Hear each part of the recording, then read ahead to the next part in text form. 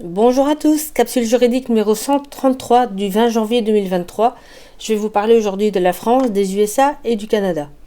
En France tout d'abord et plus précisément en Haute-Vienne, un syndicat de pompiers a déposé plainte pour mise en danger de la vie d'autrui. Ils entendent en effet dénoncer le manque d'effectifs au sein de leurs effectifs départementaux de secours. Voici un extrait de l'article qui évoque la nouvelle et qui est déjà daté du 29 décembre et je ne l'avais pas encore vu passer. Je cite. Le syndicat Force ouvrière des sapeurs-pompiers de la Haute-Vienne a porté plainte mercredi 28 décembre contre X auprès du parquet de Limoges pour mise en danger de la vie d'autrui afin de dénoncer un manque d'effectifs. Dans un communiqué, le syndicat dénonce le fait que seulement 32 sapeurs-pompiers étaient de garde lors de la journée du 25 décembre pour les 3 centres de secours de Limoges et son agglomération, contre les 37 requis par le règlement opérationnel du SDIS. Il y a une véritable mise en danger de la population et des pompiers, a dénoncé auprès de l'AFP le secrétaire général Nicolas Corneloup, en colère contre une situation qui dure depuis plusieurs mois. Régulièrement, il y a une ou deux journées où l'on est en sous-effectif, explique-t-il, alors que les interventions ont augmenté de 20% sur les derniers mois. Le conseil départemental de la Haute-Vienne a quant à lui annoncé le 15 décembre une augmentation de 2% du budget consacré au SDIS.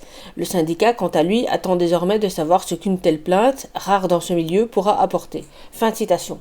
Et vous aurez noté que si la réponse des élus est, je cite, « Nous n'avons pas les moyens d'embaucher », ceci est éloquent sur les potentielles raisons réelles de ces suspensions en masse et sans salaire, car pour l'instant ce ne sont pas les soignants ou les pompiers suspendus qui leur coûtent cher. L'article précise également que la CGT Santé et Action sociale, représentant les soignants, a déposé en Meurthe-et-Moselle une plainte similaire en octobre devant le parquet de Nancy. Je l'ignorais également, et ça complète donc mes informations. Et des démarches identiques sont également signalées à Laval et à Bayonne en fin d'été dernier. Je rappelle bien sûr que les pompiers sont avec les soignants toujours suspendus, sans salaire, et que la France est aujourd'hui le dernier pays du monde à maintenir cette suspension. Le lien vers l'article se trouve évidemment sous ma capsule. Aux USA, à présent, le 13 janvier dernier, l'association Children's Health Defense de Robert Kennedy Jr. a annoncé une très belle victoire devant la Cour suprême de l'État de New York. Dans le cadre de la procédure lancée par les travailleurs de la santé, la Cour suprême a estimé que le mandat de vaccination les concernant était nul, non avenu et sans effet. Comme le relève l'article publié sur le site de l'association, je cite, « Le tribunal a estimé que le département de la santé de l'État de New York n'avait pas le pouvoir d'imposer un tel mandat, car ce pouvoir est réservé à la législature de l'État. En outre, le tribunal a jugé que le mandat était arbitraire et capricieux, car les vaccins Covid-19 n'arrêtent pas la transmission, ce qui vicie toute base rationnelle de mandat. » Children's Health Defense a financé le procès au nom de Medical Professionals for Informed Consent et de plusieurs travailleurs de la santé. Sujata Gibson, avocate principale, a déclaré, je cite, « C'est une énorme victoire pour les travailleurs de la santé de New York qui ont été privés de leurs moyens de subsistance pendant plus d'un an.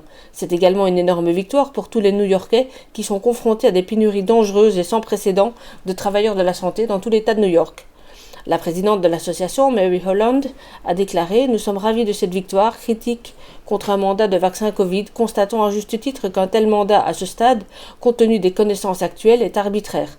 Nous espérons que cette décision poursuivra la tendance à la levée de ces mandats de vaccination dangereux et injustifiés dans tout le pays. Nous avons bien démarré l'année 2023. » Fin de citation. Je mets sous cette capsule le lien vers l'article, mais aussi vers la décision elle-même. Pour rappel aussi, l'une des parties défenderesses dans cette affaire était Kathleen Hochul, gouverneure de l'État de New York, celle-là même qui voulait à un certain moment permettre l'isolement forcé de toute personne soupçonnée d'être positive au Covid ou à toute autre maladie transmissible, et il était important que la Cour suprême de cet État remette enfin les pendules juridiques à l'heure. Voilà qui est chose faite. Au Canada, un joueur de baseball d'élite ayant souffert de problèmes cardiaques après la vaccination a appris qu'il ne serait pas indemnisé. Il conteste donc cette décision et comme d'autres citoyens, puisque la partie accessible de l'article parle de 7 citoyens, a décidé de faire appel de cette décision administrative. Le sportif nommé Anthony Moniz Kingsbury rappelle que sa vie était entièrement centrée sur son sport et qu'il a tout perdu du jour au lendemain. Il ne sera pas le seul, évidemment, à introduire ce type de contestation, malgré le titre de l'article qui parle, comme toujours, de rares complications, et rares, sans doute du même genre que celles qui remplissent les plus de 800 pages de la liste que j'ai recommencé à compléter sur le canal Telegram Sportif en danger. Je mets sous cette capsule le lien vers le Journal de Montréal qui parle de cette info, mais qui n'est donc pas entièrement accessible si nous ne sommes pas abonnés, mais aussi un lien vers une vidéo qui évoque la question de manière assez détaillée.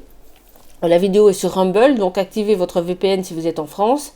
Si vous n'avez pas l'habitude d'utiliser un VPN, d'ailleurs penchez-vous sur la question d'urgence, car c'est vraiment un outil indispensable en matière de sécurité.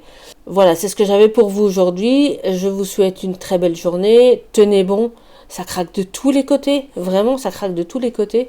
Et savourez, hein, regardez tout ce qui se passe, la pseudo-arrestation de Greta Thunberg là, en Allemagne, dans la boue avec les photographes devant laquelle elle pose, soi-disant menottée, on va dire, maîtrisée par les forces de l'ordre. Enfin, c'est guignol, quoi. C'est vraiment, c'est ridicule, c'est vraiment ridicule.